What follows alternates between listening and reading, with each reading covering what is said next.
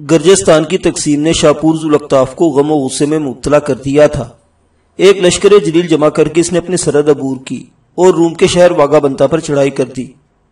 شاہ ایران کی حملے کی تیاریاں روم کے بادشاہ والنٹینن کی نظروں سے اوجھل نہیں تھی، کیونکہ گرجستان کی تقسیم عمل میں آتے ہی اس نے ایران کی طرف سے کسی ایسی ہی کارروائی کا حل سوچنا شروع کر دیا تھا، اور اس مقصد کے لیے اس نے تیسفون میں موجود جاسوسوں کی تعداد دگنی کر دی تھی۔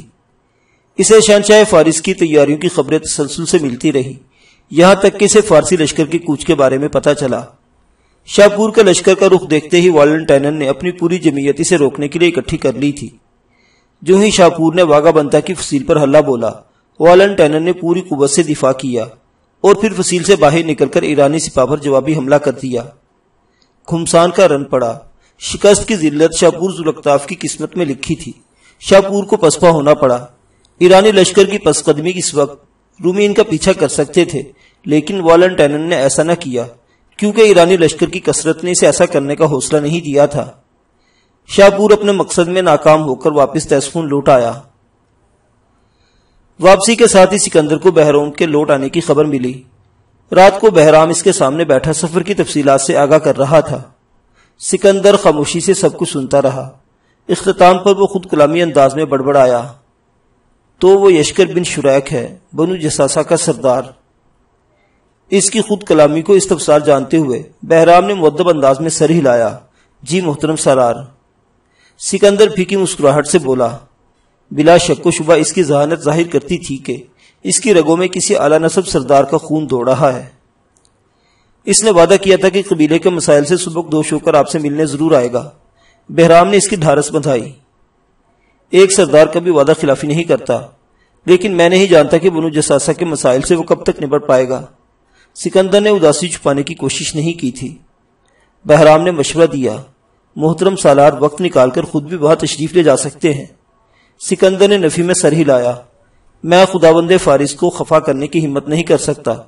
جانتا ہوں میرے اصرار کے سامنے ہتھیار ڈال دیں گے، لیکن ان کی منشا یہی ہے کہ میں ان کے پاس ہی رہوں۔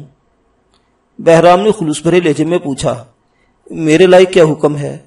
سکندر کے لبوں پر مسکراہٹ رینگی۔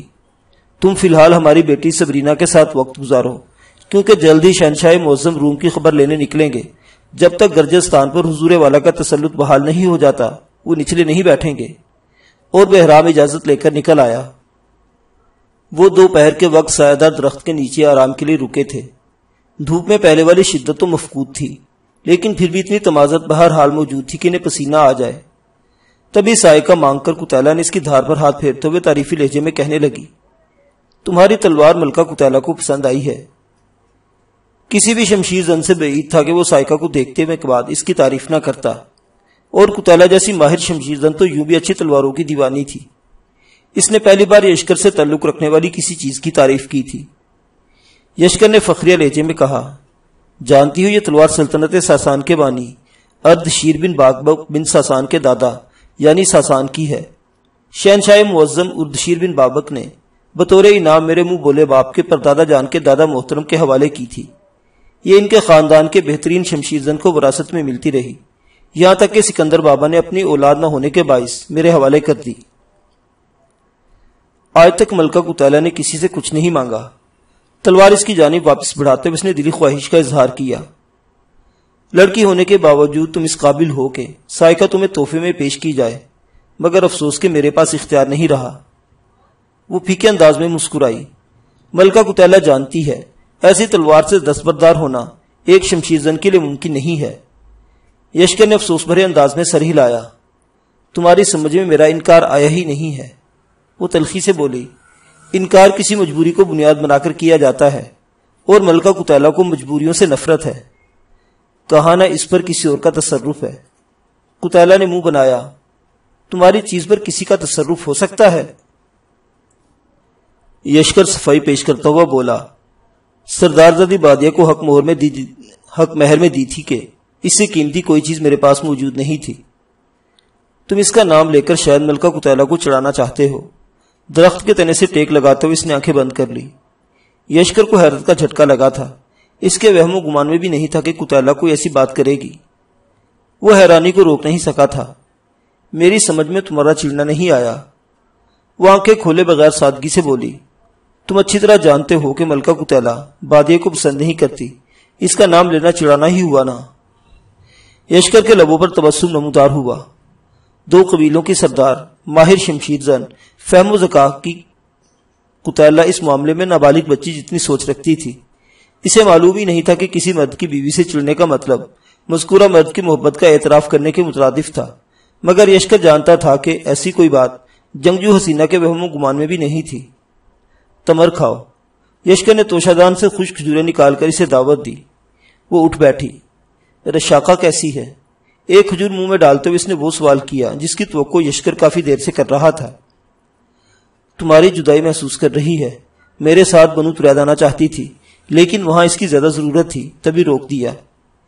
اس کے آخری کلمات یہی تھی کہ ملکہ قتیلہ سے اسے معافی دلوا دوں۔ ماں جی خوش تھی؟ بظاہر اس نے عام سے لہجے میں پوچھا، لیکن زندگی میں پہلی بار یشکر کو محسوس ہوا کہ قتیلہ کسی کے لیے جذباتی بھی ہو سکتی ہے۔ یشکر صاف گوئی سے بولا، ماں جی کے نزدیک سب سے قیمتی سرمایہ ان کی جان سے پیاری بیٹی ہے۔ سرداروں کو جھوٹ بولنا زیب نہیں دیتا۔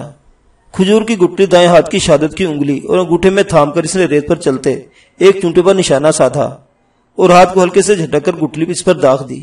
چونٹا بچ گیا تھا۔ قتیلہ نے ایک اور کھجور منہ میں ڈالی۔ یشکر مستفسر ہوا، تمہیں ان کی محبت پر شک ہے؟ پہلے نہیں تھا۔ وہ دوسری گٹلی منہ سے نکال کر دوبارہ چونٹے پر نشانہ ساتھنے لگی جو پہلی والی گٹلی کو چمٹا ہوا تھا۔ نامعلوم گٹلی پر کھجور کی مٹھاس باقی تھی یا قتیلہ کے لابی میں کوئی ایسی خاصیت تھی، اس مرتبہ بھی اس کا نشانہ خطا گیا۔ چاند اور چونٹے بھی ان گٹلیوں کی سمت بڑھائے تھے۔ تمہارے آنے کے بعد وہ کئی دن تک روتی رہی۔ وہ تلخی سے بولی، اس محبت کی موت پر ماتم کنا ہوگی جو کبھی نے ملکہ قتیلہ سے ہوا کرتی تھی۔ یشکر نے دکھ بھرے لہجے میں کہا، اتنی ظالم نہ بنو قتیلہ۔ ملکہ قتیلہ۔ دوبالا آنکھوں میں درشتی ابھری۔ یشکر نے ہنستے ہوئے تصحیح کی، ہاں ہاں ملکہ قتیلہ۔ وہ نخلا نظر آ رہا ہے؟ قتیلہ نے دور خشک پہاڑوں کے دامن کی طرف اشارہ کیا جہاں چند درختوں کا جھنڈ مسافروں کو دعوت آرام دیتا نظر آ رہا تھا۔ ابلک مشکی کا مقابلہ نہیں کر سکتی۔ یشکر سوال کی نوعیت سے اس کا مطمع نظر جان گیا تھا۔ ملکہ قتیلہ مشکی کی چال دیکھنے کی خواہاں ہے، بے نیازی سے کہتے ہوئے ابلک کی طرف بڑھ گئی۔ یشکر نے عام سے لہجے میں پیشکش کی، پھر تم مشکی پر سواری کرو۔ وہ متعجب ہو کر اس کی طرف مڑی۔ یشکر بے پرواہی سے بولا، سائقہ میری نہیں تھی، مشکی میرا ہے۔ لمحہ بھر یشکر کو گھورنے کے بعد اس کے ہونٹوں پر دل آویز تبسم ابھرا۔ جانتے ہو یہ کتنا قیمتی گھوڑا ہے، امید کرتا ہوں تم اس کا خیال مجھ سے بہتر رکھ سکو گی۔ یشکر ابلک کی طرف بڑھ گیا تھا۔ قتیلہ جیسے خواب میں چلتی ہوئی مشکی کے پاس پہنچی۔ اس کی گردن پر ہاتھ پھیر کر اس نے گھوڑے کے سر کو بازو میں بھرا اور ماتھے کو چومنے لگی۔ تھوڑی دیر بعد وہ اپنا سامان نئے گھوڑے پر منتقل کر چکے تھے۔ اس کے بعد دونوں گھوڑے سر پر دوڑتے ہوئے پہاڑی دامن کی طرف روانہ ہو گئے۔ جب سوار بہترین ہو تو مقابلے کا فیصلہ گھوڑوں کی ٹانگیں کرتی ہیں، اور مشکی کی رفتار ابلک سے زیادہ تھی۔ یشکر جیسا شاہ سوار جان توڑ کوشش کے باوجود بھی پیچھے رہ گیا۔ 1.5-2 فرسخ کا فاصلہ انہوں نے نہایت مختصر وقت میں طے کیا تھا۔ جھنڈ کے قریب مشکی کی رفتار کم کرتے ہوئے قتیلہ نے یشکر کے قریب آنے کا انتظار کیا اور پھر مشکی کو درمیانی رفتار سے دوڑانے لگی۔ تم ہار گئے۔ اس کے قریب پہنچتے ہی قتیلہ نے جاندار قہقہہ لگایا۔ اس کی ہنسی میں شامل ہونے والے وہ معنی خیز لہجے میں بولا، پہلی نظر ہی میں ہار گیا تھا۔ ملکہ قتیلہ کی سمجھ میں نہیں آیا۔ اس نے حیرانی کے اظہار میں دیر نہیں کی تھی۔ یشکر شوخ لہجے میں وضاحت کرتے ہوئے بولا، میرا مطلب ہے بادیہ اتنی خوبصورت ہے کہ اس پر پہلی نظر ڈالتے ہی دل ہار گیا تھا۔ گھوڑی کی لگام کھینچتے ہوئے برہمی سے گھورنے لگی۔ یشکر نے بھی ابلک کو روک لیا تھا۔ فارسی غلام ایسی باتیں ملکہ قتیلہ کو پسند نہیں ہیں۔ وہ غصے میں اسے فارسی غلام پکارنے لگتی تھی۔ یشکر نے کہا، میں نے اپنی بیوی سردارزادی بادیہ کی بات کی ہے۔ وہ بھرتے ہوئے بولی، مگر اس کی شکل ملکہ قتیلہ جیسی ہے۔ تو کیا میں اپنی بیوی کے حسن کی تعریف کرنا چھوڑ دوں؟ ملکہ قتیلہ واپس جا رہی ہے، امریل کے سامنے اپنی بیوی کی تعریف کرتے رہنا۔ قتیلہ نے گھوڑے کا رخ پیچھے موڑا۔ فضول میں غصہ کر رہی ہو۔ یشکر نے اسے ٹھنڈا کرنا چاہا۔ وہ لمحہ بھر کو رکی۔ واپس آنا چاہتے ہو تو چلو، یا ملکہ قتیلہ ملکان اور امریل کو تمہارے پاس بھیج دے گی۔ شکریہ نے بھیجنے کی ضرورت نہیں، یشکر مزید منت سے گریز کرتے ہوئے ابلوں کو ایڑ لگا کر آگے بڑھ گیا۔ قتیلہ وہیں کھڑی اس کی پیٹھ کو گھورتی رہی۔ اسے مسلسل آگے بڑھتا دیکھ کر وہ نصف غلولے کا فاصلہ رکھتے ہوئے اس کے پیچھے جانے لگی۔ غروب آفتاب سے تھوڑی دیر پہلے یشکر نے ایسی جگہ گھوڑا روکا جہاں جھاڑیوں کا جھنڈ اور اکا دکا درخت موجود تھے۔ وادی کا وہ مقام ایسا تھا جہاں ریت کھود کر پانی نکالا جا سکتا تھا۔ گھوڑی کو روک کر اس نے زین سے بندھا ہوا چھوٹا سا پھاوڑا کھودا، پھاوڑا کھولا اور وادی کے بیچوں بیچ ایک مناسب جگہ پر کھدائی کرنے لگا۔ قتیلہ نصف غلولے کے فاصلے پر مشکی سے اتر گئی۔ لگام کو گھوڑے کی گردن سے لپیٹ کر اس نے گھوڑے کے چلنے کے لیے چھوڑ دیا اور خود یشکر کی جانب پیٹ موڑ کر ریت کے ٹیلے پر بیٹھ گئی۔ دونوں گھوڑے وادی کے کناروں پر اگی گھاس پر منہ مارتے ایک دوسرے کے قریب ہو گئے۔ یشکر جلدی مخصوص تہہ تک جا پہنچا تھا جہاں گیلی ریت سے پانی رسنا شروع ہو گیا تھا۔ اپنے قد کے برابر کھدے گھڑے میں اس نے پانی جمع ہونے کی ایک اور جگہ بنائی اور گھڑے سے باہر نکل آیا۔ قتیلہ کو پیٹ موڑے بیٹھا دیکھ کر اس کے لبوں پر شرارتی مسکراہٹ ابھر آئی تھی۔ وہ گھوڑوں کی طرف بڑھ گیا۔ دونوں گھوڑوں کو گڑھے کے کنارے لا کر اس نے چمڑے کا ایک چوڑا ٹکڑا چھوٹا سا گڑھا کھودا اور اس میں بچھایا کہ وہ برتن پانی کی شکل اختیار کر گیا۔ اپنا اور قتیلہ کا مشکیزہ خود ساختہ برتن میں خالی کر کے وہ گھڑے میں اتر گیا۔ گھوڑوں کو سیر ہو کر پانی پلا کر اس نے مشکیزے سے بھرے اور باہر نکل آیا۔ سورج کی روشنی زرد پڑ چکی تھی۔ گھوڑوں کی زینے اتار کر اس نے خرجینوں سے توبڑے نکالے اور جو گیلے کر کے توبڑے گھوڑوں کے منہ پر چڑھا دیے۔ گھوڑوں سے فارغ ہو کر وہ خشک لکڑیاں جمع کرنے لگا۔ اچانک اس کی نظر سبزے پر منہ مارتے وبر پر پڑی۔ سبزہ کھانے والا بلی کے برابر تھوتنی دار جانور جس کا گوشت لذیذ اور پوستین قیمتی ہوتی ہے۔ وہ فوراً جھاڑیوں کی اوٹ میں بیٹھ گیا۔ اگلے ہی لمحے اس کے ہاتھ میں کمان تھی۔ تیر کی سوفار تانت پر جما کر اس نے چلا پیچھے کھینچا۔ تبھی وبر نے چکنا ہو کر اوپر سر اٹھایا، لیکن اس سے پہلے کہ حرکت کر پاتا یشکر کے تیر نے اسے گھیر لیا تھا۔ وہ بھاگ کر قریب پہنچا اور اطمینان سے اس کی گردن پر خنجر پھیر دیا۔ آفتاب غروب ہو گیا تھا مگر ملجگی روشنی پھیلی تھی۔ لکڑیوں کا گٹھا اور وبر اٹھا کر وہ گھوڑوں کے قریب پہنچ گیا۔ لکڑیاں زمین پر رکھ کر وہ مزید لکڑیاں لانے واپس مڑ گیا۔ روشنی زیادہ دیر باقی نہ رہتی اور اس دوران وہ اتنی لکڑیاں اکٹھی کر لینا چاہتا تھا کہ رات آرام سے گزاری جا سکے۔ چاند ربع سالس میں تھا، اس لیے دیر سے طلوع ہوتا تھا اور اس کی روشنی اتنی زیادہ نہ ہوتی کہ خشک لکڑیوں کی تلاش میں ممید ثابت ہوتی۔ دھوپ کے خاتمے کے ساتھ خنکی میں اضافہ ہونے لگا تھا۔ دوسرا گٹھا اس نے پہلے گٹھے کے قریب دھرا اور خرجی سے چمکاک پتھر نکال کر آگ جلانے لگا۔ آگ کی روشنی میں اس نے دبر کی کھال اتاری، علائشوں کو کھال میں بھر کر دور پھینکا اور گوشت بھوننے لگا۔ ہر طرف گوشت بھوننے کی سوندھی سوندھی مہک پھیل گئی تھی۔ اس دوران قتیلہ اپنی جگہ پر بیٹھی رہی۔ نہ اس نے مڑ کر یشکر کی جانب دیکھا اور نہ اپنی جگہ سے اٹھنے کی کوشش کی تھی۔ گوشت بھون کر وہ اس کی طرف بڑھ گیا۔ کھانا تیار ہے، وہ بے اتنائی سے بولی۔ ملکہ قتیلہ کو بھوک نہیں ہے۔ قریب بیٹھتے ہوئے یشکر نے بھنے ہوئے گوشت کا پارچہ اس کی جانب بڑھایا۔ چکر بتاؤ کیسا ہے؟ وہ رکھائی سے بولی۔ کہہ دیا نا ملکہ قتیلہ کو بھوک نہیں ہے۔ یشکر صفائی دیتا ہوا بولا۔ ابس خفا ہو رہی ہو، یقین مانو میرا کوئی ایسا ارادہ نہیں تھا جو تم گمان کیے بیٹھی ہو۔ وہ درستی سے بولی۔ مردوں کے معاملے میں ملکہ قتیلہ اس سے زیادہ سیراب ہے جتنی گو پانی کے معاملے میں ہوتی ہے، یعنی جس طرح گو کو پانی کی ضرورت نہیں ہوتی اسی طرح اسے بھی مردوں کی حاجت نہیں تھی۔ اس نے یشکر کے ہاتھ سے بھنے ہوئے گوشت کا پارچہ نہیں پکڑا تھا۔ یشکر جتانے والے انداز میں بولا۔ ملکان بتا رہا تھا کہ تمہیں کافی شاہ زوروں نے شادی کا سندیسہ دیا اور تم نے کسی کو بھی انکار نہیں کیا، بس ایک شرط پیش کی کہ مقابلہ کر کے تمہیں جیت لیں۔ وہ ہٹ دھرمی سے بولی۔ ملکان نے سچ کہا تھا، تم بھی تلوار سونچ سکتے ہو۔ نہیں، یشکر نے نفی میں سر ہلایا۔ بنو ترید آنے کے چند دن بعد مجھے یہ بات معلوم ہو گئی تھی۔ تم ہی بتاؤ کبھی ایسی کوشش کی؟ میرا مطلب اگر تمہیں چاہتا تو ایسی کوشش ضرور کرتا۔ بنو ترید سے جاتے وقت تم نے دل کی بات ملکہ قتیلہ کو بتا دی تھی۔ قتیلہ نے اس کی آخری درخواست یاد دلائی۔ یشکر نے صفائی سے جھوٹ اگلا۔ رشاقہ کے کہنے پر کوشش کی تھی، وہ تمہاری محبت میں پاگل ہو رہی تھی، ورنہ تم جیسی گھمنڈی سے تعلق رکھنے کا سوچ بھی نہیں سکتا۔ ملکہ قتیلہ جھوٹ سچ میں تمیز کر سکتی ہے۔ چلو فرض کے اس وقت پیشکش کی تھی، لیکن اب تو میری سردارزادی مل گئی ہے، مجھے کسی اور لڑکی کی کیا پرواہ؟ بعد یہ تم سے کئی گنا زیادہ خوبصورت ہے۔ پہلے تم بکواس کرتے تھے، وہ ملکہ قتیلہ جیسی دکھتی ہے۔ یشکر مداحیہ انداز میں بولا۔ کہاں سردارزادی بادیہ جیسی نرم و ملائم اور ریشمی بدن والی دوشیزہ، اور کہاں تم جیسی سوکھے سڑے بدن والی بدمزاج لڑکی، میرا مطلب ملکہ۔ زمانہ جاہلیت کی عرب شاعری کو پڑھو تو صاف معلوم ہوتا ہے کہ لڑکی کا فربہ مائل ہونا ان کے نزدیک نسوانی حسن کی بہترین خوبیوں میں سے ایک تھا۔ ملکہ قتیلہ کو سردی محسوس ہو رہی تھی، وہ اٹھ کر آگ کی طرف بڑھ گئی۔ یشکر کو لگا اس کا غصہ ختم ہو گیا ہے، وہ پیچھے چل پڑا۔ آگ کے نزدیک بیٹھ کر اس نے یشکر کے ہاتھ سے بنا ہوا گوشت پکڑ لیا تھا۔ دونوں نے دن کو چند کھجوریں ہی کھائی تھی، اس وقت سارا گوشت ہڑپ کر گئے تھے۔ یشکر نے ایک کمبل نیچے بچھا کر دوسرا قتیلہ کی طرف بڑھایا۔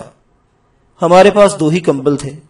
آگ کی روشنی میں یشکر کو دوبالا آنکھیں برہمتی جھلکتی نظر آئی تو یشکر نے کندھے اچکائے۔ ملکہ قتیلہ کسی سے کمزور نہیں ہے، یہ مہربانی اپنی بادے کے لیے بچا رکھو۔ وہ نیچے بچھا کمبل جھاڑ کر لپیٹنے لگی۔ یشکر جھلائے ہوئے بولا، جب عقل تقسیم ہو رہی تھی تو تم جیسی بدمزاج قطار میں کھڑی تھی۔ محترمہ، ایک وقت میں دونوں نہیں سو سکتے۔ آدھی رات کے بعد میں نے کمبلوں میں ہونا ہے اور تم جاگو گی۔ بڑی آئے ملکہ حسن۔ اس کے چہرے پر خفیف سی ندامت ابھری، جز ہوتے ہوئے بولی، یہ بکواس پہلے بھی کی جا سکتی تھی۔ اس نے کمبل دوبارہ نیچے بچھا دیا تھا۔ یشکر نے کمبل اس کی جانب پھینکا اور آگ پر لکڑیاں رکھنے لگا۔ اس ویرانے میں دونوں کا ایک ساتھ سو جانا مناسب نہیں تھا۔ گھوڑے کی زین سر کے نیچے رکھ کر وہ کمبل اوڑھ کر لیٹ گئی۔ چند ہی لمحوں بعد بھاری سانس اس کے سونے کا اعلان کر رہی تھی۔ دلیر لڑکی کے نزدیک اپنا خیمہ اور ویرانہ ایک برابر تھا۔ آسمان پر نظر ڈال کر اس نے مخصوص جھمکوں اور ستاروں کے مقام کو دیکھا اور ان کی مدد سے وہ وقت کا اندازہ ایسے ہی لگا سکتا تھا جیسے سورج کو دیکھ کر وقت کا اندازہ لگایا جاتا ہے، کیونکہ سورج بھی ایک ستارہ ہے اور باقی ستارے بھی سورج کی طرح غروب ہوتے ہیں۔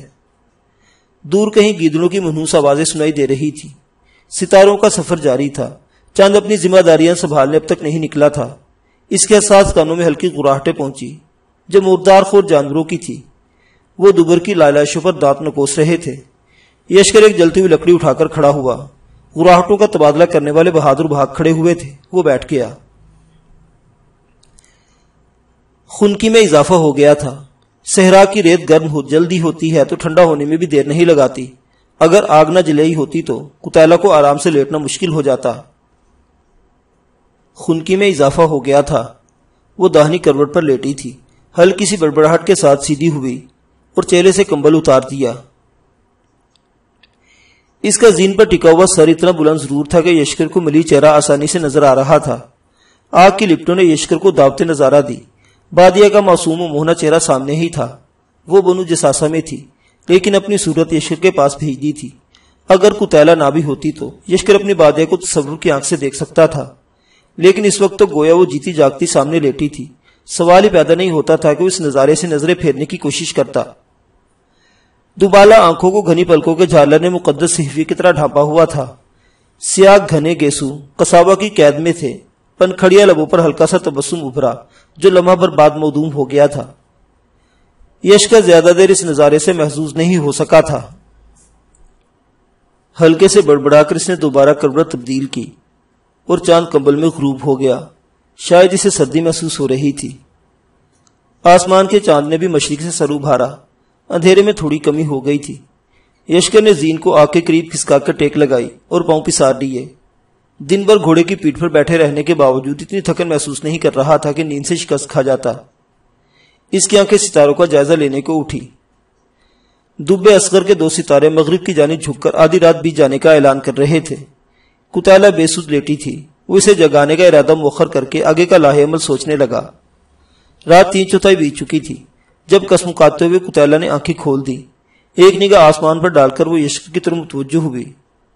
گھٹیا حرکتوں سے باز آ جاؤ فارسی غلام۔ کمبل سے نکل کر اس نے توبہ شکن انگڑائی لی اور آگ کے قریب ہو گئی تھی۔ میری آوازیں دینے پر بھی تم نہیں جاگ رہی تھی۔ سوچا کمزور لڑکی کو مزید چند لمحے آرام کرنے دوں۔ یشکر اٹھ کر کمبل کی طرف بڑھ گیا۔ قتیلہ کی طبیعت تکرار پر آمادہ نہیں تھی۔ اس نے مشکیزہ منہ سے لگا لیا۔ یشکر کمبل میں غائب ہو گیا تھا۔ اس کی آنکھ گوشت بھوننے کی اشتہا آمیز مہک سے کھلی تھی۔ آفتاب کا زرد چہرہ مشرق سے ابھر کر زور پکڑنے لگا تھا۔ قتیلہ نے شاید خرگوش کو آگ پر پکڑا ہوا تھا۔ وہ کمبل سے باہر نکلا۔ فطری تقاضے کے لیے جھاڑیوں کا رخ کرتے ہوئے اس نے اپنے اندازے کی تصدیق کرتی خرگوش کی کھال اور علائشیں نظر آ گئی تھی۔ اس کی واپسی تک قتیلہ خرگوش کو بھون چکی تھی۔ پانی پی کر اس کے پاس جا بیٹھا۔ قطیلہ نے خرگوش کا بھنا ہوا گوشت اس کے سامنے رکھ دیا تھا۔ تھوڑی دیر بعد وہ شکم سیر ہو کر آگے بڑھ گئے تھے۔ مروان اور اغلب سے تفصیل سنتے ہی شریم نے مطمئن انداز میں سر ہلایا۔ عریسہ فخریہ لہجے میں بولی، میری شہزادی ایسی ہی ہے۔ بادیہ اور رشاقہ بھی خوش ہو گئی تھی۔ عریسہ آس بھرے لہجے میں انہیں مخاطب ہوئی، اپنی ماں جی کے بارے میں اس نے کوئی پیغام نہیں بھیجا؟ دونوں نے خفیف انداز میں دائیں بائیں سر ہلایا، گویا قطیلہ کی بے نیازی کے وہ ذمہ دار ہوں۔ شریم جلدی سے بولا، اس کا یشک کے ساتھ جانا ظاہر کر رہا ہے کہ اسے اپنی ماں جی اور اس سے تعلق رکھنے والی ہر چیز سے کتنا لگاؤ ہے۔ باقی فی الحال وہ تم سے ناراض ہے، اسے سنبھلنے کے لیے تھوڑا سا وقت دو، وہ دیکھنا ایک دن تمہیں خود ملنے آئے گی۔ عریسہ نے دکھی لہجے میں کہا، اس سے پہلے ہی عریسہ کو اس کا غم نہ لے ڈوبے، میں آپ کے پاس ہوں نا ماں جی۔ بادیہ نے اسے اپنی باہوں کے گھیرے میں لیتے ہوئے تسلی دی، میں بھی۔ رشاقہ اس کے قریب سمٹ آئی تھی۔ شریم آنکھ سے اغلب اور مروان کو اٹھنے کا اشارہ کرتے ہوئے کھڑا ہو گیا۔ اپنی ایک چیز مجھے دے سکتی ہو؟ عریسہ رشاقہ کو مخاطب ہوئی۔ رشاقہ نے جلدی سے کہا، حکم کرے ماں جی۔ اگر اس توق کا سوال کروں؟ عریسہ نے رشاقہ کے گلے میں پہنے ہوئے سبز زمرد کے ہار کی جانب اشارہ کیا۔ وہ پہلی نظر میں ہار کو پہچان گئی تھی، جو کئی سال پہلے اس نے قطیلہ کے گلے میں اپنے ہاتھوں سے ڈالا تھا۔ رشاقہ مجھے دل سے بولی، یہ ملکہ قطیلہ کا تحفہ ہے۔ جانتی ہوں۔ عریسہ نے اس بات میں سر ہلایا۔ یہ لیں۔ چند لمحے گومگو کیفیت میں بیٹھے رہنے کے بعد رشاقہ نے دل پر بھاری پتھر رکھ کر توق عریسہ کی جانب بڑھا دیا۔ توق لے کر وہ بادیہ کے گلے میں پہنانے لگی۔ رشاقہ کو پہلے سے اندازہ تھا کہ کچھ ایسا ہی کرے گی، مگر وہ بغیر ناک منہ چڑھائے خاموشی سے بیٹھی رہی۔ بادیہ خفیف ہوتے ہوئے بولی، یہ رشاقہ کے گلے میں اچھا لگ رہا تھا ماں جی۔ اچھا لگ رہا تھا، لیکن قطیلہ کی طرح نہیں لگ رہا تھا، تمہارے گلے میں اسی کی طرح لگے گا۔ بادیہ نے گلے سے سفید و سیاہ موتیوں کا قیمتی ہار نکال کر رشاقہ کی طرف بڑھایا۔ تم یہ پہن لو۔ ہلکا تبسم ہونٹوں پر بکھیرتے ہوئے رشاقہ نے خوش دلی سے کہا، شکریہ، اور ہار قبول کر لیا۔ سچے موتیوں کا ہار رشاقہ کے توق سے کہیں زیادہ قیمتی تھا، لیکن اس کی توق کی اہمیت قطیلہ کی وجہ سے رشاقہ کی نظر میں بہت زیادہ تھی۔ بادیہ مزاحیہ انداز میں بولی، ماں جی، اب تو میں شمشیر زنی بھی سیکھ رہی ہوں، دیکھ لینا جلدی آپ کو بیٹی قطیلہ کو شکست دینے کے قابل ہو جائے گی۔ عریسہ کے جواب دینے سے پہلے رشاقہ بولی، قطیلہ کو ہرانے کے لیے تمہاری استاد کو بھی 10 بہترین شمشیر زنوں کا ساتھ چاہیے ہوگا۔ بادیہ کھل کھلا کر ہنسی، 10 شمشیر زن کیوں؟ میرے پاس یشکر موجود ہے نا۔ ایسا نہیں کہتے میری جان۔ عریسہ نے مشفق لہجے میں تنبیہ کرتے ہوئے اس کی پیشانی چوم لی تھی۔ دبا خلیج الفارس اور خلیج عمان کے سنگم پر واقع ایک ساحلی شہر تھا۔ وہاں فارس اور ہند وغیرہ کے لیے بحری سفر کی سہولتیں موجود تھیں، بلکہ خلیج عمان میں جاتے ہی جہاز بحر ہند میں داخل ہو جاتا ہے اور اس سے آگے پوری دنیا کا راستہ کھلا ہے۔ البتہ دبا سے ایران کے ساحلی شہر بالکل قریب تھے، اس لیے زیادہ تر تجارت و آمد و رفت ایران کے شہر تک محدود رہتی۔ خلیج الفارس اور خلیج عمان کا سنگم جس مقام پر ہو رہا ہے، وہ جگہ خلیج الفارس کے اصل چوڑائی کے چوتھائی حصے سے بھی کم ہے۔ اگر نقشے پر نگاہ ڈالی جائے تو یوں نظر آتا ہے جیسے 2 پرندوں نے چونچیں ملائی ہوں۔ راستے میں سہار سے پہلے نے کافی قافلے ملے۔ قطیلہ اس کی معلومات میں اضافہ کرتے ہوئے بولی، یہ تمام قافلے سہار کے میلے سے پلٹ رہے ہیں۔ رجب کے تیسرے عشرے میں یہ میلہ شروع ہوتا ہے اور امید ہے جس وقت ہم دبا پہنچیں گے وہاں کا بازار بھی سج چکا ہوگا۔ وہاں دور دور سے مسافر خریداری کے لیے آتے ہیں۔ یشکر نے پوچھا، تو تم انہی قافلوں کی بابت منکر کو احکامات دے رہی تھی؟ ہاں، اس نے اس بات میں سر ہلایا، ایسے ہی قافلوں کو لوٹ کر ہمیں گزارا کرنا پڑتا ہے۔ یشکر نے امید ظاہر کی، دبا کا میلہ ہمارے کام کو آسان کر دے گا۔ ملکہ قطیلہ تم سے متفق ہے۔ اگلے 2 دن سفر میں گزار کر تیسرے دن وہ دبا کے مضافات میں داخل ہو رہے تھے۔ شہر سے باہر خیموں کی وسیع آبادی نظر آ رہی تھی۔ رجب کی آخری تاریخوں میں وہاں میلہ سجنا تھا۔ ان دنوں مسافروں کی بہتات ہوتی اور کسی اجنبی کو کھوجتی نظروں سے نہیں دیکھا جاتا تھا۔ یوں بھی دبا کے ساحل ہر وقت آبادی رہتے تھے۔ مسافروں کی کثیر تعداد کی بدولت سراؤں میں سونے کی جگہ ملنا مشکل تھی، البتہ کھانے پینے کی گنجائش موجود تھی۔ سب سے پہلے ساحل پر جا کر انہوں نے منحف بن فدیق کے جہازوں کے بارے میں پوچھا تھا۔ انہیں معلوم ہوا کہ جہازوں کی آمد جلد ہی متوقع تھی۔ وہ قطیلہ کے ساتھ دبا کے بازار میں پلٹ آیا۔ سورج مغرب کی جانب جھک چکا تھا۔ ایک وسیع سرائے کو دیکھتے ہی قتیلہ نے سرخی مائل باریک ہونٹوں کو زبان سے تر کرتے ہوئے کہا، ملکہ قتیلہ کا جی سالن اور گندم کی روٹی کھانے کو کر رہا ہے، چلو۔ یشکر نے سرائے کے دروازے کی طرف قدم بڑھائے۔ سرائے کے احاطے میں چٹائیاں بچھی ہوئی تھیں۔ غروب آفتاب سے پہلے ہی مختلف مسافر کھانا کھانے میں مشغول تھے۔ گھوڑے سرائے کے اسی احاطے میں گڑے کھونٹوں سے باندھ کر وہ چٹائیوں کی طرف بڑھ گئے۔ وہاں دوسروں کے گھوڑے اور اونٹ بھی بندھے ہوئے تھے۔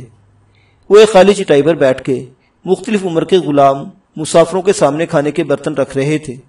پتہ کرنے پر معلوم ہوا کہ اونٹ کے گوشت کا شوربہ اور مچھلی کا سالن دستیاب تھے۔ قتیلہ نے مچھلی کے سالن میں دلچسپی ظاہر کی تھی۔ ایک نوعمر لڑکا ان کے لیے چھنے ہوئے آٹے کی روٹیاں اور مچھلی کا سالن رکابیوں میں ڈال کر لے آیا تھا۔ ساتھ میں 2 آبخورے سرخ شراب کے بھی تھے۔ پچھلے چند دنوں سے ان کا گزارا خشک کھجوروں یا بھنے ہوئے گوشت پر تھا۔ سالن اور روٹیوں کے ساتھ انہوں نے خوب انصاف کیا تھا۔ سرخ شراب کے بھی 2 آبخورے حلق میں انڈیل گئے تھے۔ ادیر عمر ملازم کھانے سے فارغ ہونے والوں سے معاوضہ لے رہا تھا۔ اس کے عقب میں ایک موٹا تازہ مسلح حبشی غلام بھی موجود تھا۔ یقیناً وہ مسافروں پر رعب ڈالنے کے لیے ساتھ تھا۔ سرائے کے وسیع احاطے میں چاروں اطراف کی دیواروں کے ساتھ بھی ہتھیار بند محافظ موجود تھے۔ انہیں کھانے سے فارغ دے کر رقم وصول کرنے والا قریب آ گیا۔ تبھی دونوں کی نظریں ایک دوسرے کی جانب اٹھی۔ قتیلہ نے آنکھوں کی جنبش سے اسے معاوضہ ادا کرنے کا اشارہ کیا۔ یشکر نے نفی میں سر ہلایا۔ میرے پاس تو سونے چاندی یا سونے کے سکے موجود نہیں ہے، پہلے کیوں نہیں بتایا؟ قتیلہ کا منہ بن گیا تھا۔ تم انہیں کھانے کا مشورہ دیا تھا، سوچا شاید تمہارے پاس چند درہم پڑے ہوں گے۔ قتیلہ معاوضہ وصولنے والے کی طرف متوجہ ہوئی۔ ہمارے پاس 2-3 مد ہرن کا بھنا ہوا گوشت موجود ہے، 1 رطل عمدہ تمر بھی ہوگی۔ مد وزن کا ایک پیمانہ ہے جو قریباً 1 کلو سے تھوڑا کم ہوتا ہے۔ رطل بھی وزن کا پیمانہ ہے جو قریباً آدھ کلو کے برابر ہوتا ہے۔ اس نے نفی میں سر ہلایا۔ یہاں رومی اور ایرانی سونے اور چاندی کے سکے قبول کیے جاتے ہیں اور تمہیں چاندی کا پورا سکہ دینا پڑے گا۔ یشکر فکر مندی سے بولا، ہمارے پاس سونے چاندی کے سکے موجود نہیں ہیں۔ وہ بگڑے ہوئے لہجے میں بولا، مفت خوروں کے ساتھ بہت برا سلوک کیا جاتا ہے۔ اس کے عقب میں موجود حبشی غلام بھی یشکر اور قتیلہ کو کڑے تیوروں سے گھورنے لگا تھا۔ یشکر نے افسوس بھرے انداز میں سر ہلایا، ایسا غلط فہمی میں ہوا ہے بھائی، اور سونے چاندی کے سکوں کے علاوہ بھی تو معاوضہ ادا کرنے کا کوئی طریقہ ہوگا۔ وہ قتیلہ کے کانوں میں پہنی سونے کی بالوں کی طرف اشارہ کرتے ہوئے بے شرمی سے بولا، اس 2 شیزہ کی طلائی کرد آپ کو 10 چاندی کے سکے مل سکتے ہیں۔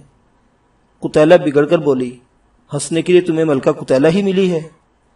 عرب ہنسنے کو مذاق نہیں، ٹھگنے کے معنی میں استعمال کرتے ہیں۔ جب کہا جائے کہ فلاں شخص فلاں پر ہنسا تو اس کا مطلب ہوتا ہے اس نے دوسرے کو ٹھگ لیا۔ ملازم استہزائی لہجے میں بولا، ایسی مفلس ملکہ پہلی بار دیکھ رہا ہوں۔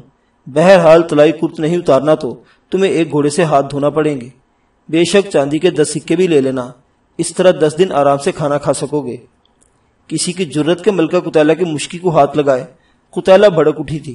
ٹھہرو۔ حبشی غلام کے نتنوں سے غصے کی پھنکار سن کر یشکر نے ہاتھ اٹھا کر کسی سخت رد عمل کے اظہار سے روکا۔ یہ کیسا رہے گا؟ یشکر نے چاندی کا بازو بند اتار کر وصولی کرنے والے کی طرف بڑھایا۔ یہ لو 5 چاندی کے سکے۔ یشکر کے ہاتھ پر رکھ کر وہ قتیلہ پر گہری نگاہ ڈالتا ہوا بے پرواہی سے آگے بڑھ گیا۔ یشکر خون کے گھونٹ بھر کر رہ گیا تھا۔ چاندی کا بازو بند کافی وزنی تھا جو سرائے کے ملازم نے کوڑیوں کی مول ہتھیا لیا تھا۔ قتیلہ کا نقرئی کہکا بلند ہوا، چلو 5 دن تو سالن اور چھنے ہوئے آٹے کی روٹیاں کھا لیں گے۔ اب اٹھ جاؤ، اور تم بنو ترید میں نہیں متمدن شہر میں موجود ہو، یہاں تلوار سونتنا میں کسی مصیبت میں پھنسا سکتا ہے۔ وہ بے پرواہی سے بولی، ملکہ قتیلہ کو ڈرنا نہیں آتا۔ یشکر طنزیہ انداز میں بولا، تم مرنا پڑے گا۔ ہو سکتا ہے، اس نے بے پرواہی سے کندھے اچکائے، لیکن یہ طے ہے کہ اس سے پہلے کافی سروں کو دھڑ سے جدا ہونا پڑے گا۔ یشکر سرزنش کرتے ہوئے کہا، تمہاری سوچ جھگڑے فساد سے شروع ہو کر قتل و غارت پر اختتام پذیر ہوتی ہے۔ غصے پر قابو پانا سیکھو۔ تم سردار نہیں ہو، کوئی عام عورت نہیں۔ گھوڑے کھول کر وہ سرائے سے نکل آئے تھے۔ سورج کا تش زرد ہو کر افق کی دلدل میں دھستا جا رہا تھا۔ وہ حقارت سے بولی، خود پر قابو نہ پا سکتی تو ملکہ قتیلہ کو مفلس کہنے والے بدبخت کی قسمت میں آج کے سورج کا غروب دیکھنا نہ لکھا ہوتا۔ ہمارے خیمے میں اتنی گنجائش موجود ہے کہ دمبالا آنکھوں والی دوشیزہ شب بھر راحت سے لیٹ سکے۔ پیٹ پیچھے ابھرنے والی آواز نے انہیں پلٹنے پر مجبور کر دیا تھا۔ اقا میں موجود دونوں جوان کھانا کھاتے وقت ان کے ساتھ والی چٹائی پر بیٹھے تھے اور کھانے کے معاوضے کی ادائی کا سارا تماشا ان کی آنکھوں کے سامنے ہی ہوا تھا۔ یقیناً قتیلہ اور یشکر کو تہی دامن مسافر سمجھ کر انہیں یہ کہنے کی جرت ہوئی تھی۔ اور یہ، قتیلہ نے چہکتے ہوئے یشکر کی طرف اشارہ کیا۔ ایک نے سخاوت کا مظاہرہ کرتے ہوئے کہا، ہمارے غلاموں کی عریش میں سے بستر لگانے کی اجازت ہوگی، وہاں 2 غلام بھی ہوتے ہیں، یہ بھی آرام کر لے گا۔ قتیلہ شوخی سے ہنسی، کیا خیال ہے فارسی غلام؟ میں تو کھلے آسمان تلے سونا پسند کروں گا۔ یشکر نے بے نیازی سے کندھے اچکائے۔ اس ناقدرے کو جانے دو نیک دل حسینہ، ہم حسن کے اصل قدردان ہیں، ہمارا وسیع اور عمدہ خیمتن جیسی دوشیزہ کی استراحت کے لیے موضوع ہے۔ ملکہ قتیلہ رات جاگ کر نہیں گزار سکتی، وہ اجنبیوں کے ساتھ جانے پر مصر ہوئی۔ یشکر نے نفی میں سر ہلایا، صرف رات گزارنے کے لیے 4 آدمیوں کے قتل کی حمایت نہیں کر سکتا۔ بزدل، منہ بناتے وہ اجنبیوں کی طرف مڑی، اور اس سے پہلے کہ وہ کچھ سمجھ پاتے، قتیلہ کی زوردار لاد ایک کے پیٹ میں لگی۔ وہ ہوا میں اڑتا ہوا پیچھے جا گرا۔ اس کا ساتھی ششدر رہ گیا تھا۔ اس کے وہم و گمان میں بھی نہیں تھا کہ نرم و نازک نظر آنے والی دوشیزہ کی لات میں اتنی طاقت پوشیدہ ہوگی۔ اس کے کچھ سمجھنے سے پہلے قتیلہ اس کے پیٹ میں لات جڑ دی تھی۔ وہ بھی اٹھنے کی کوشش میں مصروف اپنے ساتھ سے جا ٹکرایا تھا۔ دونوں لمبے پڑ گئے تھے۔ چلو، گھوڑے کی لگام تھام کر وہ یشکر کے ہمراہ آگے بڑھ گئی۔ یشکر نرمی سے بولا، اگر سچ میں آرام کا ارادہ ہے تو سرائے کے ملازم سے بات کی جا سکتی ہے۔ قتیلہ ہچکچاتے ہوئے بولی، اتنی بھیڑ مشکل ہے کہ آرام کے لیے جگہ مل جائے، پوچھ لینے میں حرج ہی کیا ہے۔ یشکر واپس مڑ گیا۔ وہ سنجیدگی سے بولی، ملکہ قتیلہ نے مذاق کیا تھا کہ جاگ کر رات نہیں گزار سکتی۔ یشکر نے اس بات میں سر ہلایا، جانتا ہوں، لیکن کوشش کرنے میں حرج ہی کیا۔ وہ کندھے اچکا کر خاموش رہی۔ دونوں مضروب پیٹ کو ہاتھوں سے دبائے اب تک وہیں کھڑے تھے۔ بلجنگ اندھیرے میں چند قدم دوری سے انہیں پہچان لیا تھا۔ ان کی واپسی کو کوئی اور رخ دیکھ کر وہ سراسیمگی کی حالت میں بھاگ پڑے۔ قتیلہ کھل کھلا کر ہنسی، کہاں جا رہے ہو؟ ملکہ قتیلہ کے ساتھ رات نہیں گزارنا؟ ان کی طرف سے جواب نہیں آیا تھا۔ خفا ہے شاید، قتیلہ نے دانت نکالے۔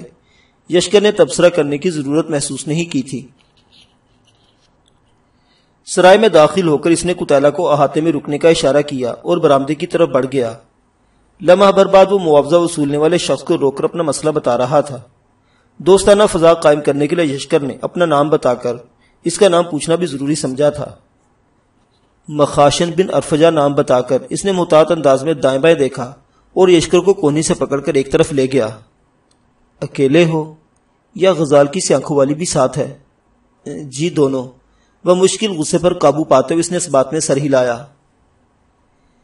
ان حالات میں کوئی حجرہ تو خالی نہیں ہے، البتہ سرائے کے عقبی جانب میری رہائش کے ساتھ ایک کوٹھلی ہے۔ 2 چاندی کے سکے، 1 رات کا معاوضہ ہوگا، تمہارے گھوڑوں کو چارہ بھی ملے گا، صبح کا کھانا بھی کھلا دوں گا۔ منظور ہے، یشکر نے مسرت بھرے لہجے میں کہتے ہوئے چاندی کے 2 سکے اس کی جانب بڑھا دیے۔ اسے ساتھ آنے کا اشارہ کرتے ہوئے وہ آگے بڑھ گیا۔ یشکر نے احاطے میں کھڑی قتیلہ کی طرف دیکھا۔ برآمدے میں جلنے والی مشلوں کی روشنی میں اس کا حولہ ہی نظر آ رہا تھا۔ یشکر نے اسے چلنے کا اشارہ کیا۔ وہ گھوڑوں کی لگامیں تھامے ان کے پیچھے چل پڑی۔ گھوڑوں کا استبل سرائے کی وسیع عمارت کے پیچھے بنا ہوا تھا۔ استبل کے ساتھ ہی سرائے کا عقبی دروازہ تھا جو عموماً بند ہی رہتا تھا۔ دروازہ پتھر کے 2 ستونوں میں ایستادہ تھا۔ دونوں ستونوں میں طاقچے بنے ہوئے تھے جن میں سرے شامی 2 چراغ جلا دیے گئے تھے۔ 2 پہرے دار بھی ذمہ داریاں سنبھالنے کے لیے موجود تھے۔ میزبان کی میت میں چلتے ہوئے استبل میں داخل ہو کر انہوں نے گھوڑوں کو اس کی بتائی ہوئی جگہ پر باندھا اور پھر استبل سے 50-60 قدم آگے ایک چھوٹے سے احاطے میں پہنچ گئے۔ احاطے میں 2 کمرے بنے ہوئے تھے۔ نسبتاً چھوٹے کمرے کا دروازہ کھول کر وہ اندر داخل ہوا۔ طاقچے میں رکھا چراغ روشن کر کے اس نے دونوں کو اندر بلا لیا۔ فرش پر چٹائی اور اس کے اوپر بھیڑ کی اون کے گدے رکھے ہوئے تھے۔ چمڑے کے غلاف والے تکیے اور ہلکے کمبل بھی پڑے تھے۔ صاف لگ رہا تھا کہ جیسے وہ کمرہ پہلے بھی استعمال کیا جاتا رہا تھا۔ صبح طلوع آفتاب کے ساتھ ہی رخصت ہونا پڑے گا، قتیلہ کو گہری نظروں سے دیکھتے ہوئے اس نے بے مروتی سے کہا اور باہر نکل گیا۔ یشکر نے دروازے کو کواڑ بند کر دیے، البتہ دروازے کو اندر سے بند کرنے کے لیے کوئی چول، چٹخنی یا کنڈی موجود نہیں تھی۔ قتیلہ ترکش کمان اور نیام وغیرہ کھول کر سرانے کی طرف رکھنے لگی۔ فرش پر 3 بستر بچھے تھے۔ قتیلہ کے ساتھ والا بستر چھوڑ کر یشکر آخری بستر پر لیٹ گیا۔ دن بھر کی بے آرامی کی وجہ سے جلدی سے نیند نے آ لیا تھا۔ اس سے پہلے قتیلہ کے بھاری سانسوں کی آواز گونج رہی تھی۔ اس کی آنکھ دروازہ کھلنے کی آواز سے ہوئی تھی۔ جسمانی تھکن اور مسلسل بے آرامی یشکر کے لیے خاص اہمیت نہیں رکھتی تھی کہ وہ بے سود ہو کر سوتا۔ سکندر نے اس کی تربیت اس نہج پر کی تھی کہ گویا وہ ایک آنکھ کھلی رکھ کر سوتا تھا۔ سکندر کے نزدیک ایک جنگجو کی غفلت کی نیند سونا حماقت کی علامت تھا۔ آنکھیں کھلتے ہی سے اپنا میزبان مخاشن بن ارفجہ 3 مسلح افراد کے ہمراہ کمرے میں داخل ہوتا دکھائی دیا۔ قتیلہ بھی ہڑبڑا کر اٹھ بیٹھی تھی۔ صبح ہو گئی؟ قتیلہ کی آواز میں حیرانی تھی۔ تمہیں میرے ساتھ جانا ہوگا چھوکری، مخاشن کی مکروہ آواز ابھری۔ قتیلہ کی سمجھ میں فوراً ہی وہ مطمئن نظر آ گیا تھا۔ کیا یہ بھی رات گزارنے کے معاہدے میں شامل تھا؟ وہ منہ بناتے ہوئے یشکر کی طرف متوجہ ہوئی۔ مجھ سے پوچھو میری جان، مخاشن قربان ہونے والے لہجے میں بولا۔ یقیناً قسمت کی دیوی مجھ پر خصوصی مہربان تھی کہ تم لوگوں نے یہاں قیام کا فیصلہ کیا۔ یشکر سخت لہجے میں بولا، مجھے نہیں لگتا کہ تم پہلی بار ایسی گھٹیا حرکت کر رہے ہو۔ دروازے کی اندرونی کنڈی کے غائب ہونے سے یشکر کو اندازہ ہو گیا تھا کہ کنڈی کا نہ ہونا اتفاق نہیں سوچی سمجھی تدبیر کے تحت تھا۔ وہ مکروہ لہجے میں بولا، یہ کوٹھری صرف انہی افراد کو شب بسری کے لیے دی جاتی ہے جن کے ساتھ خوبصورت عورت ہو۔ یشکر نے اسے بچانا چاہا۔ اپنے حال پر رحم کرو، تم نے نادانستگی میں شیر کی دم پر ہاتھ ڈال دیا ہے۔ مخاشن اسے جھڑکتا ہوا بولا، یہ ڈینگے رہنے دو لڑکے، اگر تم سے کچھ ہو سکتا ہوتا تو رس بھری سے دور نہ لیٹے ہوتے۔ اب تمہارے لیے یہ کر سکتا ہوں کہ رات گزارنے کا لیا ہوا معاوضہ لوٹا دوں۔ صبح سویرے تمہیں یہاں سے غائب ہونا پڑے گا کیونکہ یہ رسیلی کچھ عرصہ میرے پاس رہے گی۔ قتیلہ طنزیہ لہجے میں بولی، یہ بھی 4 ہیں، ان کے بارے بھی سردار یشکر بن شریک کی رگے ہمدردی پھڑکے گی یا ملکہ قتیلہ کی روش پر عمل ہوگا؟ کیا کر سکتے ہیں؟ افسوس بھرے میں لہجے میں کہتے ہوئے یشکر نے سائقہ کے دستے پر ہاتھ رکھا۔ مارے جاؤ گے جوان، تم نہیں جا آ۔ مخاشن نے کڑے لہجے میں تنبیہ کرنے کی کوشش کی، لیکن اس کا جملہ پورا ہونے سے پہلے قتیلہ کمان کی تانت کی طرح اچھل کر کھڑی ہوئی۔ اس کے ہاتھ میں خمدار خنجر تھا۔ مخاشن کا نرخرا ادھیڑتے ہوئے ایک جانب پھینکا اور عقب میں موجود تلوار بدست کی طرف بڑھی۔ اس اثنا میں یشکر سائقہ کو بے نیام کر کے حملہ کر چکا تھا۔ دروازے کے قریب کھڑے افراد نے گھبرا کر دفاعی انداز میں تلواروں کو حرکت دی، لیکن احمقوں کو یہ معلوم نہیں تھا کہ وہ بے خبری میں کس جگہ سر پھنسا بیٹھے تھے۔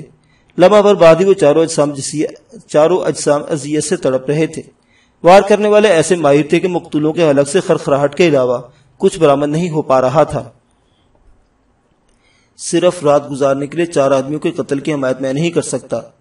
قتیلہ نے منہ بگاڑ کر یشکر کا فکرہ دہرایا۔ بڑا آیا رحم دل۔ یہ 4 رقبے دروازے پر موجود 2 محافظ، کل ملا کر 6 ہوئے۔ اتنے آدمیوں کا قتل، وہ بھی نصف شب کے آرام کی خاطر۔ کیا رحم دلی ہے یشکر بن شریک کی۔ یشکر لاشوں کے لباس سے سائقہ کی دھار صاف کرتا ہوا بولا، اور اس کی وجہ ہے تمہارا منحوس چہرہ۔ یقیناً تم ان کے ساتھ لیٹنا نہیں چاہو گے۔ قتیلہ بھڑک اٹھی تھی، ان چونچلوں کا وقت نہیں۔ یشکر نے فضول تکرار سے گریز کرتے ہوئے مخاشن کی تلاشی لی۔ سکوں کی بھری ہوئی تھیلی کھول کر اپنی کمر سے باندھی، اپنا بازوبند وصول کیا اور مرنے والا کی تلواریں اٹھا کر ایک چادر میں لپیٹ لی۔ چلو۔ کڑے تیوروں سے گورتے ہوئے قتیلہ کو باہر نکلنے کا اشارہ کرتے ہوئے وہ آگے بڑھ گیا تھا۔ تھوڑی دیر بعد وہ گھوڑوں کی لگام تھامے عقبی دروازے کی طرف بڑھ رہے تھے۔ ہر طرف خاموشی کا راج تھا۔ اندرونی عمارت کی قد کا کھڑکیوں سے چراغ کی مدھم روشنی جھانک رہی تھی۔ انہیں دیکھتے ہی محافظوں نے درست لہجے میں تعارف پوچھا۔ مسافر ہیں، لمبی مسافت طے کرنی ہے، اس لیے آدھی رات کو سفر کا آغاز کرنا چاہتے ہیں۔ یشکر نے انہیں بچانے کی آخری کوشش کی تھی۔ پہرے دار رکھائی سے بولا، بغیر مالک کی اجازت کے یہ دروازہ کسی کے لیے نہیں کھولا جاتا۔ دوسرا ساتھی بھی قریب آ کر ان کا جائزہ لینے لگا تھا۔ چراغوں کی ناکافی روشنی میں وہ قتیلہ کا چہرہ دیکھنے کی کوشش میں تھے۔ یشکر کے مزید کچھ کہنے سے پہلے قتیلہ تلوار بے نیام کرتے ہوئے غصے سے بولی، فارسی غلام ان کے سر پک گئے ہیں۔ یہ کہتے ہوئے اس نے نزدیک کھڑے شخص کی گردن پر زوردار وار کیا اور پھر رکے بغیر اس کی تلوار دوسرے پہرے دار کی گردن کا پتہ پوچھ چکی تھی۔ دونوں کو نیچے گرا کر اذیت سے ہاتھ پاؤں جھٹکنے لگے۔ وہ ان کے لباس سے تلوار صاف کرنے لگی، جبکہ یشکر ان کی کمر سے بندھے نیام کھولنے لگا۔ اپنے ساتھی کو آزاد کرانے کے بعد انہیں ہتھیاروں کی ضرورت پڑ سکتی تھی، کیوں بھی عربوں کے نزدیک تلوار نہایت قیمتی اور ضرورت کی چیز تھی، اور ہاتھ آئی دولت کو وہ کہاں چھوڑ سکتے تھے۔ دونوں تلواروں کو اس نے پہلی والی تلوار کے ساتھ چادر میں لپیٹا اور فطراک سے باندھ دی۔ فتراک گھوڑی کی زین سے بندھے لگے تسموں کو کہتے ہیں، جن سے شکاری اپنا شکار باندھتے ہیں۔ اسی اثنا میں قتیلہ دروازے کو کھول چکی تھی۔ باہر نکل کر انہوں نے دروازے کے کواڑ بند کیے اور گھوڑوں پر سوار ہو گئے۔ کہاں جائیں گے؟ خلاف توقع قتیلہ کی آواز میں طنز عنقا تھا۔ یشکر نے اطمینان سے مشورہ دیا، کسی دوسری سرائے کا رخ کرنے پر بھی جگہ ملنا مشکل ہے، اب کھلے آسمان کے تلے لیٹنے سے بہتر ہوگا کسی گھنے درخت کے نیچے ڈیرا لگا لیں۔ قتیلہ نے ملامتی لہجے میں دریافت کیا، اور اس اندھیرے میں گھنا درخت تلاش کیسے کریں گے؟ یشکر گھوڑے کو مخصوص سمت میں موڑتے ہوئے بولا، شہر کے جنوبی جانب مجھے نخلستان نظر آیا تھا۔ قتیلہ خاموشی سے اس کے پیچھے ہو لی۔ یشکر نے نخلستان کو ڈھونڈنے میں زیادہ دیر نہیں لگائی تھی۔ نیچے اتر کر وہ ابلک کو کھجور کے تنے سے باندھنے لگا۔ قتیلہ بھی مشکی کو باندھتے ہوئے بولی، دونوں کمبل ملکہ قتیلہ کے حوالے کر دو، اب ملکہ قتیلہ آرام سے لیٹے گی۔ یشکر رکھائی سے بولا، تمہارا غلام نہیں ہوں۔ اس نے کمبل نیچے بچھاتے ہوئے اطمینان بھرے لہجے میں کہا، ملکہ قتیلہ کو پرواہ نہیں ہے کہ تم کیا ہو، تمہارے غلط فیصلے کی وجہ سے رات کے اس پہر بے آرام ہونا پڑا، ذمہ داری قبولنا پڑے گی۔ وہ یشکر کے کام کے لیے دبا آئی تھی، دوسرا لڑکی ذات بھی تھی۔ یشکر نے مزید تکرار سے گریز کرتے ہوئے کمبل اس کی طرف بڑھا دیا۔ شکریہ، مہربانی جیسے الفاظ قتیلہ کی لغت میں موجود نہیں تھے۔ زین پر سر ٹیک کر اس نے یشکر والا کمبل اوڑھا اور آنکھیں بند کر لی۔ یشکر گھوڑے کی زین نیچے رکھ کر کھجور کے تنے سے ٹیک لگا کر بیٹھ گیا۔ خون کی اتنی زیادہ نہیں تھی کہ وہ کانپنے لگتا، یوں بھی سردی اور گرمی کو برداشت کرنے کی زائد صلاحیتیں اس میں موجود تھیں۔ دور میدان میں چند جگہوں پر آگ کے بھڑکتے شعلے ظاہر کر رہے تھے کہ کھلے آسمان تلے رات گزارنے والے وہ اکیلے نہیں تھے۔ بیٹھے بیٹھے اسے اونگ آ گئی تھی۔ صبح کاذب کے قریب ہلکی سی آہٹ پر اس نے آنکھیں کھولی۔ 24-25 کی چاند کی جھپی جھپی روشنی میں اسے قتیلہ بھرپور انگڑائی لیتی نظر آئی۔ 2 گھڑی کمر سیدھی کر لو۔ وہ کمبل سے باہر نکل آئی تھی۔ وہ بے اتنائی سے بولا، شکریہ، میں بھرپور نیند لے چکا ہوں۔ وہ استہزائی لہجے میں بولی، جھوٹ بولنا چھوڑ نہیں سکتے، کم از کم جھوٹ بولنا تو سیکھ جاؤ۔ مرد ہوں، تمہاری طرح کمزور اور نرم و نازک نہیں ہوں۔ اس نے طنزیہ ہنکارا بھرا۔ ملکہ قتیلہ کو مردانگی دکھانے والا ہنوز مادری شکم میں ہے۔ یشکر نے جھلائے ہوئے کہا، ہر بات میں زیرو حد دھرمی، شاید تمہارا مذہب ہے۔